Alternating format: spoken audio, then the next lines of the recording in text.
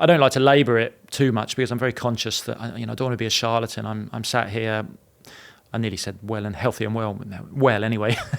But your thoughts do absolutely turn to everybody at home and the enormous. I remember thinking about the enormous damage my death was going to cause. The chaos that's going to bring to everybody else's life, everybody you're lucky enough to have love you, I guess. And I was sort of I remember thinking about my parents being told of the unnatural order of their son dying before them. And I was in my early 30s at the time. An exciting period of life, I guess. I was in the process of building my own house at the time. I was getting married the following year. That didn't work out, so I shouldn't have worried so much. But yeah, a life ahead of you, dreams of children, dreams of traveling, all the wonderful things that life can bring us. And it feels as though not just that they're about to be snatched away from you and taken away from you, but taken away from you in this really alien, unusual place. I grew up in a middle-class family in Cambridge, and I remember thinking, how have I ended up here? How's this happened? I should have worked harder at school.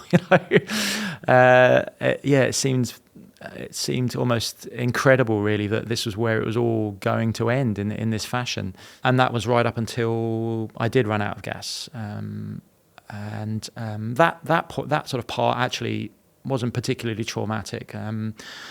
Again, I feel like a charlatan. I get contacted quite a lot these days by people who've lost loved ones, and they, asking what is it like to die almost. And I quite obviously, don't have the right to tell anybody. But I suppose the crumb of comfort I can offer people, and which I offer myself absolutely, is that process wasn't that bad that night. It was I can remember it taking longer than I thought, definitely. And then eventually, I think when you start to run out of gas in a scuba tank, you can feel it because it gets a bit harder to breathe it down, a bit harder to suck it, basically. And so I realised that was going to be the end. And I remember thinking, I hope this doesn't hurt. I really hope my hat doesn't fill with water and I drown. That crossed my mind for some reason. I really didn't want to drown.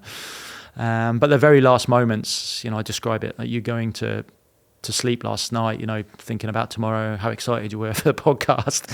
But that very final moment where you sort of pass basically into unconsciousness, you don't really remember that.